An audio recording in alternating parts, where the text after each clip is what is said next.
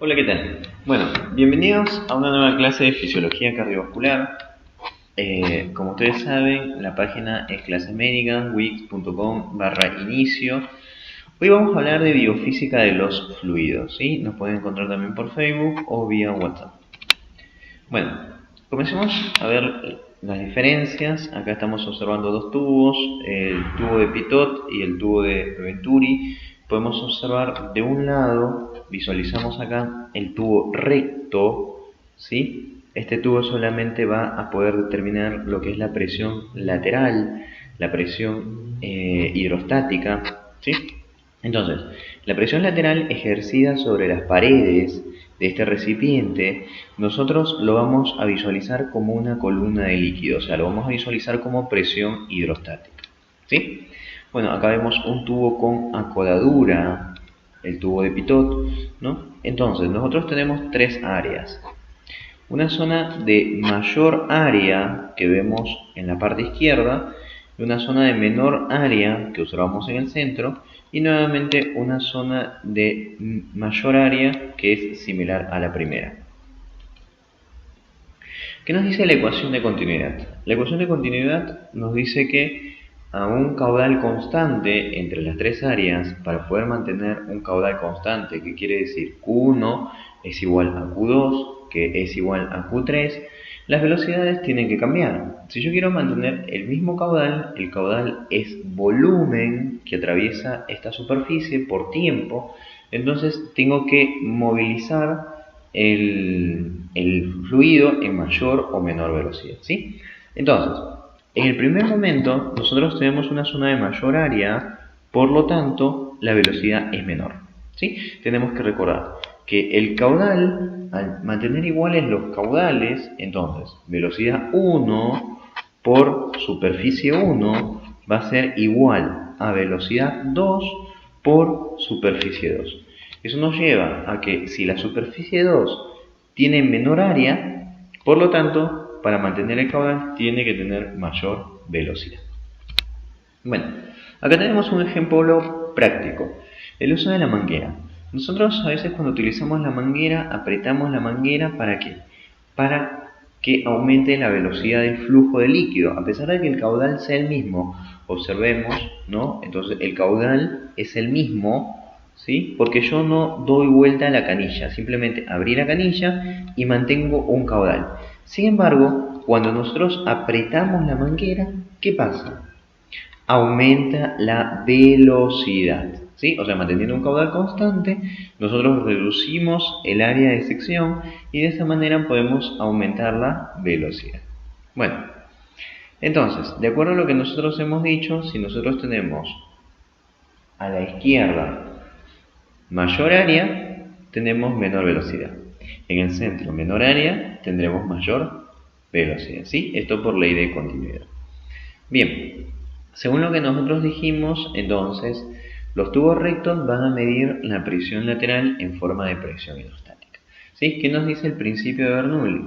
El principio de Bernoulli nos compara la presión y la velocidad. En las zonas donde nosotros tenemos mayor velocidad, hay menor presión lateral, ¿sí? Por lo tanto, el tubito tiene menor presión hidrostática. En las zonas de mayor velocidad va a haber menor presión hidrostática. Podemos observar un ejemplo claro, como es el de soplar entre dos papeles, ¿sí? Acá nosotros tenemos una lapicera, ¿no? O un pequeño bastoncito entre dos papeles y nosotros vamos a ver el efecto de soplar entre dos papeles. Al soplar, nosotros vamos a aumentar la velocidad del aire que separa estos dos papeles. Entonces, el efecto será que los dos papeles se tiendan a juntar. Pueden practicarlo en casa. Entonces, a mayor velocidad, menor presión lateral que separa estos dos papeles. Bien, entonces, nuevamente volviendo al tubo de Pitot y el tubo de Venturi, nosotros vamos a observar que los tubos rectos solamente miden presión lateral en forma de presión hidrostática. Los tubos rectos solamente miden presión lateral en forma de presión hidrostática. En cambio, el tubo acodado, el tubo en forma de L, no solamente determina la presión lateral, sino también puede determinar la velocidad a la que va el líquido. Entonces, determina la presión total.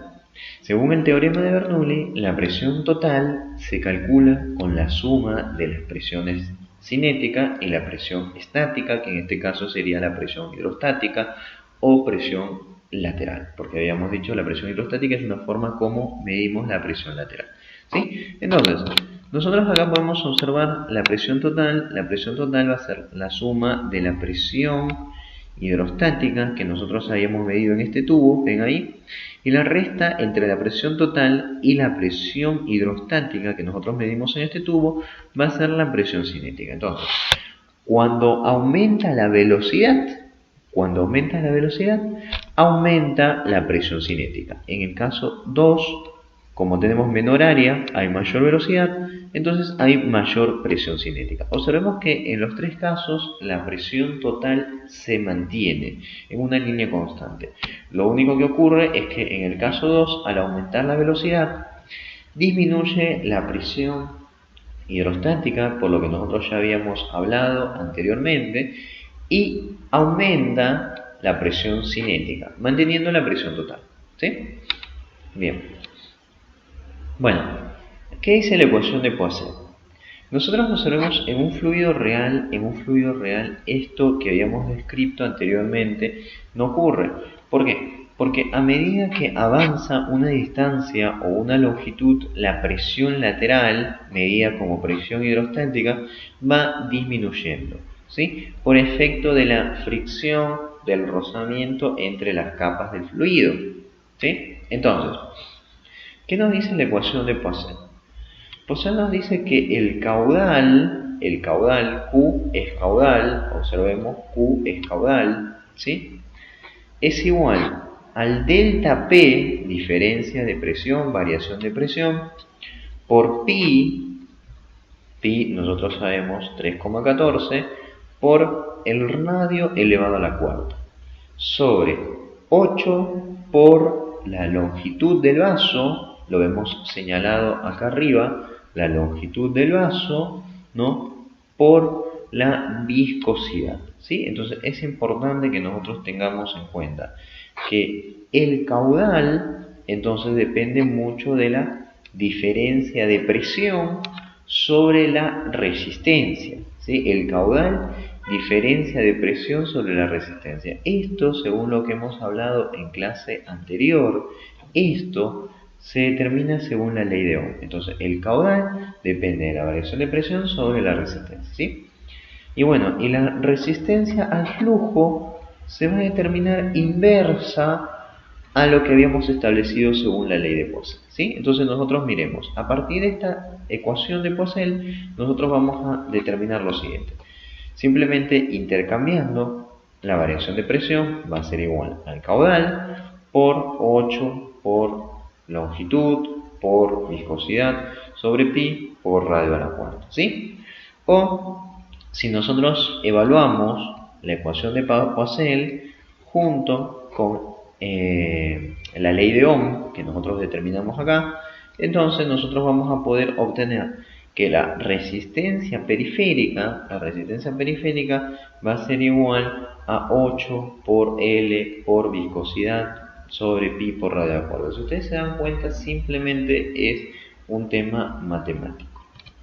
Bueno, entonces, en todo fluido real, nosotros observamos que la presión total o presión hidrostática determinada en el recipiente, en el tubo 1, no va a ser igual a la presión total o presión hidrostática determinada en el tubo 3, como nosotros lo habíamos visto anteriormente en fluidos ideales, ¿sí? Que el 1 era exactamente igual al 3, ¿sí? Esto no ocurre en un fluido real porque nosotros ya hemos evaluado que en un fluido real esta presión lateral va disminuyendo por efecto de la fricción, ¿sí? Bien, entonces, según esto, nosotros tenemos que la energía en 1, o sea, la presión total en 1, va a ser mayor que la presión total en 2. Y, bueno, la energía en 1, o presión total en 1, va a ser igual a la presión total en 3 más la energía que se disipa por el efecto de la viscosidad, o sea, por efecto de la resistencia al flujo. ¿Sí? Bien. Entonces, manteniendo un caudal constante, la P en 1, la presión de 1, es mayor a la presión de 2, y la energía total en 1, o sea, la presión total en 1, es mayor a la energía total en 2 o presión total en 2. ¿Sí? Esto por efecto nuevamente de la fricción. Bien, ¿cuál sería la aplicación clínica del teorema de Bernoulli? En caso de aneurismas, por ejemplo, los aneurismas de la aorta. Los aneurismas de la aorta ocurren fundamentalmente a nivel de la aorta abdominal. ¿Qué es un aneurisma? Un aneurisma es una dilatación de la pared de la aorta. Entonces nosotros observamos en el centro una superficie mayor, o sea, un área mayor a la que observamos en el primer momento. Entonces, en el segundo momento hay una superficie mayor.